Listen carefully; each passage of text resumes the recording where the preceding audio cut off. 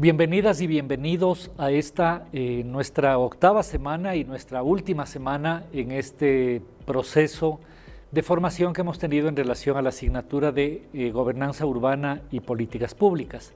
En esta última sesión vamos a trabajar precisamente de la fase final del ciclo de la política pública. Hemos revisado a lo largo de las últimas semanas el problema público, la formación de la agenda, los mecanismos de decisión, luego hemos analizado la implementación y finalmente lo que miraremos durante esta semana es la evaluación de la política pública. Esta fase de evaluación de la política pública es una fase absolutamente importante, ¿no es cierto? Y la vamos a entender como el proceso a través del cual se analizan, se recolectan, se verifican y se interpreta toda la información disponible sobre la ejecución y la eficacia de las políticas y los programas públicos. Es en ese sentido esta fase absolutamente indispensable. Muchas administraciones, muchas alcaldías, muchos gobiernos, muchas instituciones hacen cosas, formulan políticas públicas, pero luego no tienen la capacidad de evaluarlas, ¿no es cierto? No tenemos capacidad de decir sirvió, no sirvió, cuánto gastamos, fue eficiente, fue pertinente, fue adecuado, sirvió finalmente para modificar el problema que nos planteamos o no. En este sentido, la evaluación es un momento indispensable, mejora la calidad de la política pública, mejora la calidad de la democracia y sin duda mejora en términos generales la administración pública. Igual que las otras fases, debo decir que si bien hemos tomado esta lógica secuencial, la evaluación no necesariamente está al final. Como vamos a ver ahora, uno puede tener un dispositivo de evaluación a lo largo de todo el proceso de implementación. Uno incluso podría evaluar antes del inicio de la política pública, en lo que se llama evaluación ex ante.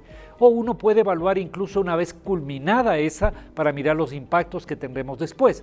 En este sentido, si bien hemos utilizado este modelo de ciclo de la política pública, quiero insistir que la evaluación no necesariamente es al final, ¿no es cierto? De hecho, es conveniente y se aconseja que tengamos una lógica de evaluación a lo largo de toda la ejecución de la política pública.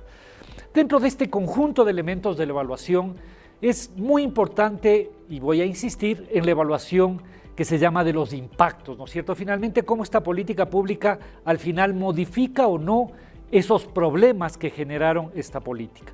Y eso tiene que ver evidentemente no solamente con la evaluación que se va haciendo en el desarrollo y en el desempeño, sino con la pertinencia de las explicaciones que yo me di para poder modificar el problema. Es decir, esto es muy importante, ¿no es cierto? Las evaluaciones no solamente sirven para ver si yo he realizado cada programa, cada proyecto, cada actividad y cada recurso, sino nos sirven para ver si finalmente este conjunto de cosas han permitido modificar el problema y por lo tanto cumplir los objetivos propuestos. Los teóricos de la administración pública encuentran básicamente tres dimensiones importantes en todo proceso evaluativo. Una primera dimensión tiene que ver con la dimensión cognitiva, ¿no es cierto? ¿Y a qué alude esto? Al hecho de que la evaluación nos da la información, el conocimiento, la data, el detalle respecto de la política que hemos planteado. Una política pública siempre produce y genera una cantidad importante de información y a eso alude esta dimensión cognitiva. La otra dimensión tiene que ver con el aspecto instrumental, ¿no es cierto? Y es el hecho de que en cada política pública nosotros generamos procedimientos, procesos, herramientas, ¿no es cierto?, que tenemos que evaluar. Y finalmente hay una dimensión normativa que tiene que ver con esta diferencia, ¿no es cierto?, esta brecha a veces entre el deber ser y el ser, entre el marco normativo y la capacidad concreta de evaluar que hemos tenido, de implementar la política pública.